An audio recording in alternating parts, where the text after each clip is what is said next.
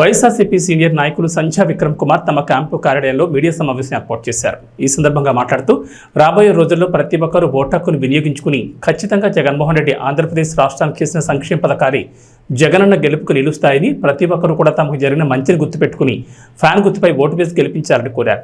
అలాగే వైఎస్ఆర్సీపీ పార్టీ తమకు అండగా ఉంటుందని, రాబోయే రోజుల్లో సంసిద్ధమైనటువంటి స్థానాన్ని ఏర్పాటు చేస్తుందని ఖచ్చితమైన హామీ ఇచ్చారు. కాబట్టి పార్టీ కార్యకర్తలు, అభిమానులు ఎవ్వరూ కూడా ఆధారపడకుండా, అభిప్రాయాలు పెట్టుకోకుండా అందరూ కలిసికట్టుగా పనిచేసి జగన్మోహన్ రెడ్డిని మరోసారి సీఎంగా చేసే విధంగా పనిచేయాలని విజ్ఞప్తి చేశారు.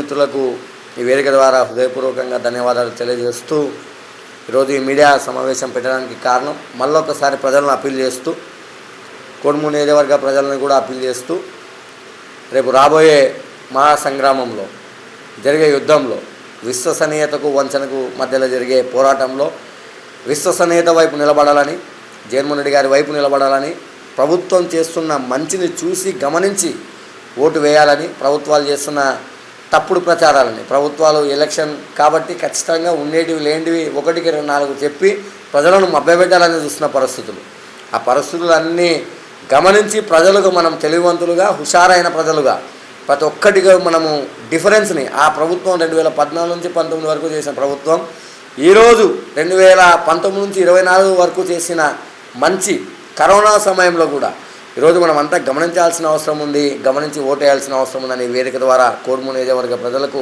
అభ్యర్థిస్తున్నాం.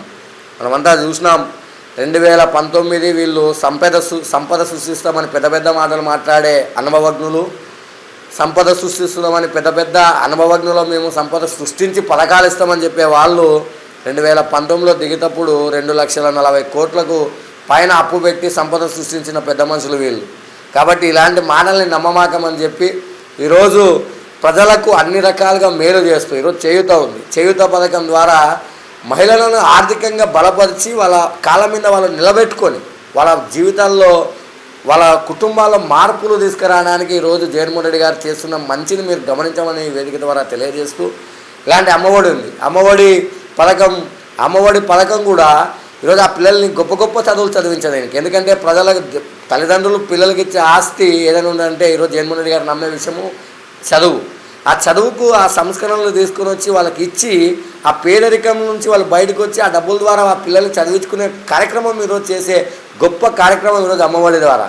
ఈరోజు మనం గమనిస్తున్నాం, ఈరోజు జగన్మోహన్ రెడ్డి గారు అమ్మఒడి ఇస్తున్నారు కాబట్టి అమ్మకు వందనం అనే కార్యక్రమం తీసుకొని వచ్చినారు ఈరోజు ప్రతిపక్షాలు. కాబట్టి ఇలాంటి తేడాలు గమనించి ఖచ్చితంగా ఇంకొక విషయం కూడా మనం బాగా క్షుణ్ణంగా ఆలోచించాల్సింది, ఈరోజు ఆంధ్రప్రదేశ్ రాష్ట్రంలో పథకాలు ఇస్తుంటే ఇదే జనసేన కావచ్చు, ఇదే తెలుగుదేశం పార్టీ కావచ్చు శ్రీలంకని చేస్తున్నారు, సోమరిపోతులను చేస్తున్నారు మన పరిస్థితులు.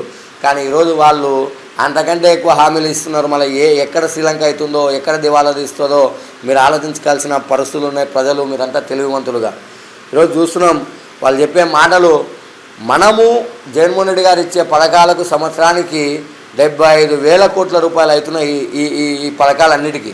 ఈరోజు వాళ్ళు చెప్పే సూపర్ 6 కావచ్చు, కొన్ని తీయలేని పథకాలు కావచ్చు, అన్నిటికీ ఎక్స్పెండిచర్ 1,00,000 కోట్ల రూపాయలకు పైనే ఎక్కడి నుంచి తీసుకొని వచ్చే పరిస్థితులు ఉన్నాయి ఈరోజు ఆంధ్రప్రదేశ్ రాష్ట్రంలో ఉన్న ఆర్థిక వ్యవస్థ ద్వారా అని చెప్పి మనం ఆలోచించాల్సిన అవసరం ఉంది.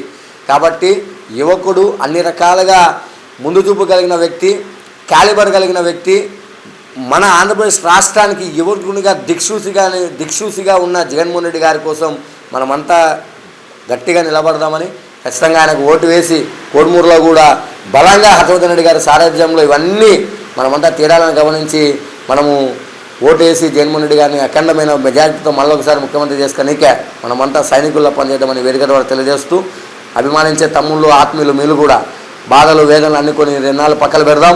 మనకు కూడా మంచి స్థానం వస్తుంది. ఎవరేం ఆధారపడాల్సిన పని ఏం లేదు. ఖచ్చితంగా ప్రభుత్వం వచ్చేది మనదే. ఖచ్చితంగా మనకు కూడా సముచిత స్థానం ఇస్తారు. మీరు కూడా గ్రామాలలో ఖచ్చితంగా ఒకరు 10 మందికి చెప్పి అఖండమైన మెజారిటీతో మనము మన అభ్యర్థిని హర్షవర్ధన్ రెడ్డి గారి సారథ్యంలో గెలిపించుకుంటే ఇంకా సుస్థిరంగా మనం బలంగా ఉంటాం. కాబట్టి ఈ వేదిక ద్వారా నా తమ్ముళ్లకు, ఆత్మీయులకు, వైసీపీ కార్యకర్తలకు అందరికీ పిలుపునిస్తూ సెలవు తీసుకుంటున్నాను.